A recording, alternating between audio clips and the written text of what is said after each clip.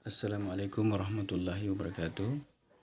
Baik anak-anakku, setelah kalian mengisi daftar hadir, maka kalian silahkan membaca buku. Kalau di sini saya memiliki buku paket, ada juga aplikasi dari Android. Kalau aplikasi Android seperti ini, kita buka di Play Store, kemudian ketik PAI BP kelas 9 kurikulum 2013, dibuka. Kemudian kita lihat di daftar isinya.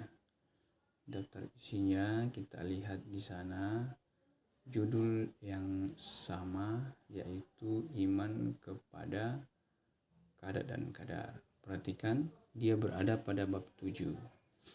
Jadi di halaman 146. Ya, 146. Lihat. Ya, ini. Iman kepada qada dan qadar. Oke. Kalau di buku paket dia berada pada bab 8. Kalau di Android dia berada pada bab 7 seperti ini.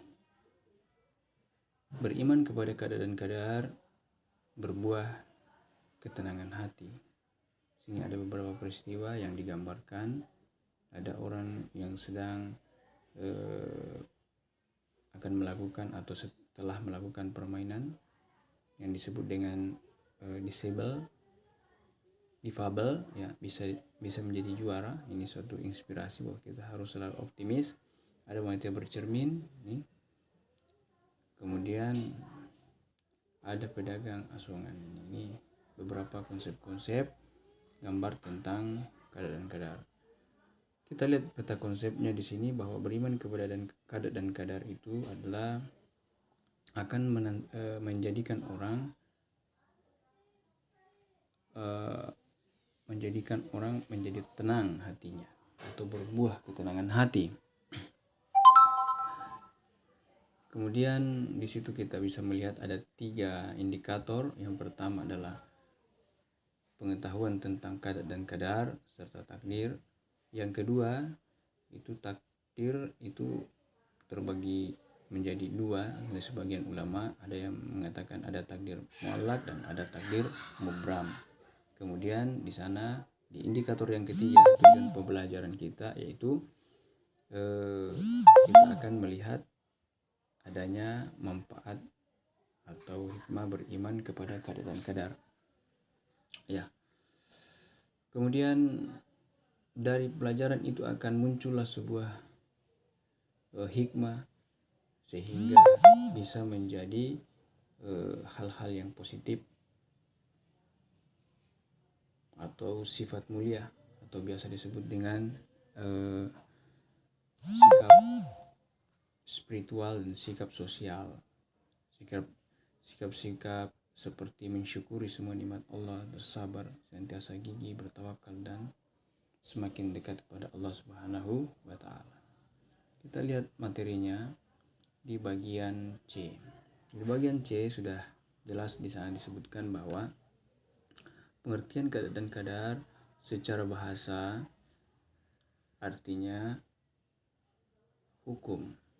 Jadi secara bahasa artinya hukum, keputusan, ya, atau ketetapan, biasa juga disebut dengan kehendak.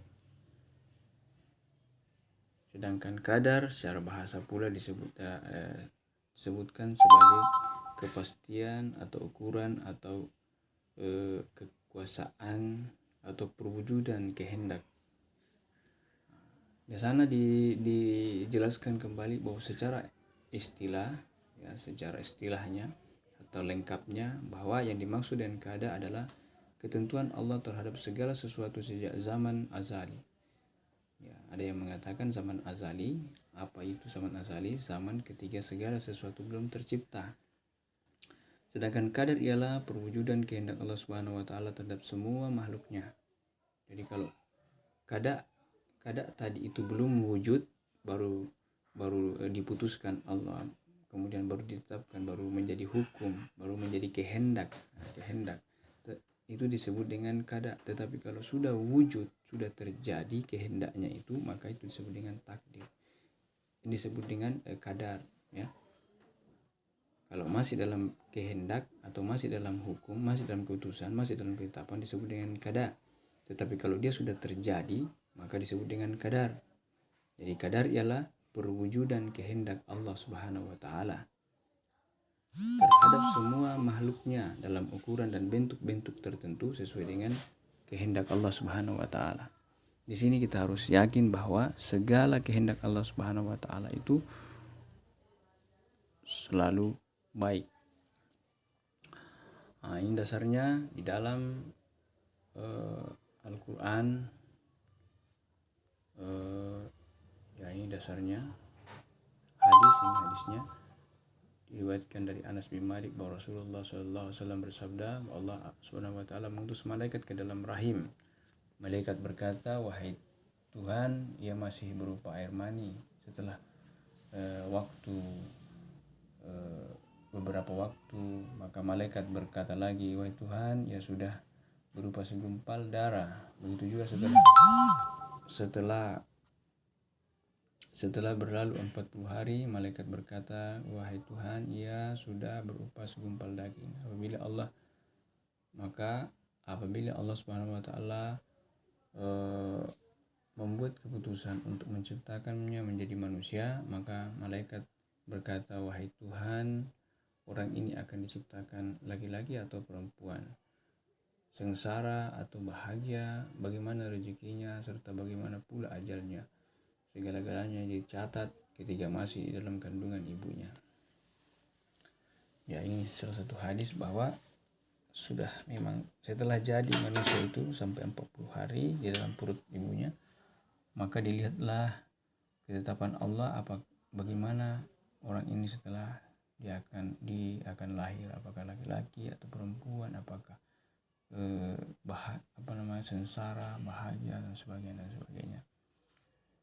Dasarnya juga di dalam surah Ar-Ra'du ayat 8 ini, kullu syai'in inda bimiqdarin, segala sesuatu ada ukuran di sisinya. Jadi segala ciptaan Allah Subhanahu wa taala itu sudah ada ukurannya. Tidak bisa kita rubah-rubah lagi. Tapi ada nanti penjelasan di sini bahwa takdir itu, ya, berbicara masalah takdir di sini bahwa takdir itu ada dua macam.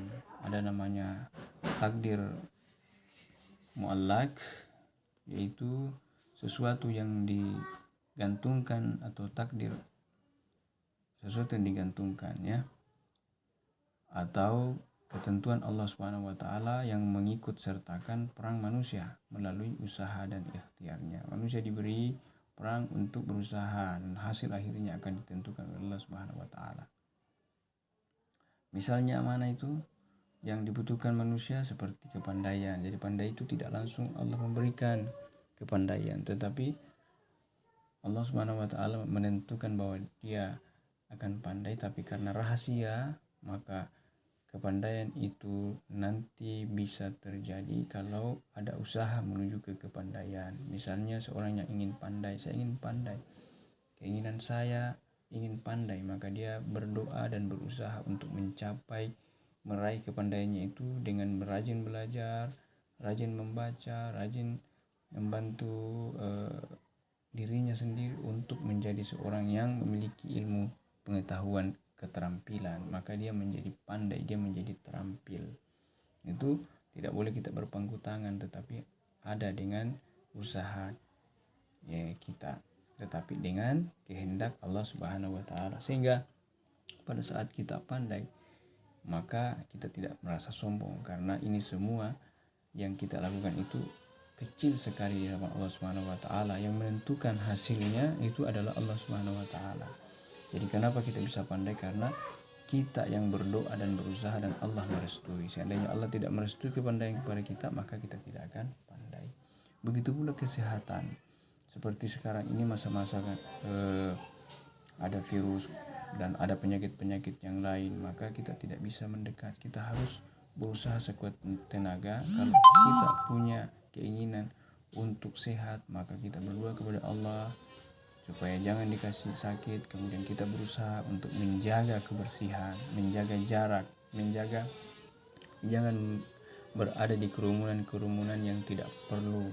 Kemudian membatasi diri, pola makan diperbaiki dan sebagainya. Insya Allah, ini makanya kita selalu bilang insya Allah, karena usaha bagaimanapun kita kalau tidak direstui oleh Allah Subhanahu wa taala maka tidak akan jadi. Ya. Maka disitulah dibutuhkan doa. Kata Allah, ud'uni astajib lakum, berdoalah kepadaku maka saya akan kabulkan doa. Dikabulkan doanya itu, kalau tidak dikabulkan di dunia maka dia akan dikabulkan di akhirat, insyaallah. Kemudian kemakmuran, begitu juga kekayaan dan sebagainya. Ya. Kemudian ada juga yang disebut dengan takdir mubram. Takdir mubram ini adalah takdir yang secara bahasa sesuatu yang tidak dapat dielakkan atau sudah pasti. Jadi takdir mubram adalah ketentuan mutlak dari Allah Subhanahu wa taala, pasti berlaku dan manusia tidak diberi peran untuk mewujudkannya. Manusia tidak ada usaha untuk mewujudkan takdir mubram itu. Hanya berusaha untuk menjadi berakhir dengan baik pada waktunya dengan senantiasa melakukan hal-hal yang baik. Misalnya ajal. Waktu ajal itu tidak bisa lagi bertambah, tidak bisa lagi dikurang. Tidak bisa ditambah itu ajal, waktu kematian tidak bisa ditambah, tidak bisa dikurangi. Tetapi kita berusaha untuk husnul khatimah, berakhir dengan baik. Caranya adalah selalu berdoa kepada Allah, kemudian melakukan perbuatan-perbuatan yang diridai oleh Allah Subhanahu wa taala dan selalu memohon ampun atas kesalahan dan kehilapan kita. Seperti juga api itu sudah ditakdirkan menjadi panas, bumi sudah ditakdirkan menjadi bulat, gaya gravitasi sudah ditakdirkan ada di dunia. Kemudian kejadian hari kiamat itu sudah dipastikan, tidak bisa lagi diminta-minta kasih panjang hari kiamat atau kasih cepat hari kiamat, tidak bisa karena sudah ada. Saya kira itu semua adalah takdir yang disebut dengan takdir mubram. Ya, mudah-mudahan kita semua bisa mengerti. Dan akhirnya manfaat beriman kepada qada dan qadar ada beberapa, yaitu pertama menyenangkan jiwa, kemudian senantiasa bersikap sabar dan bersyukur, kemudian sini kita lihat menumbuhkan sifat optimis, ya, kemudian menjauhkan diri dari sifat sombong. Itu bisa dilihat penjelasannya di sana. Oke, untuk melengkapi daripada pelajaran kita hari ini, maka kalian bisa menjawab soal-soal yang ada di Ayo Berlatih nomor 1 sampai nomor 1 sampai nomor 10. Silahkan ditulis. Kemudian bagian B-nya juga jawablah pertanyaan berikut 5 pertanyaan. Jadi silahkan anak-anakku sekalian mengerjakan soal tersebut dan dikirim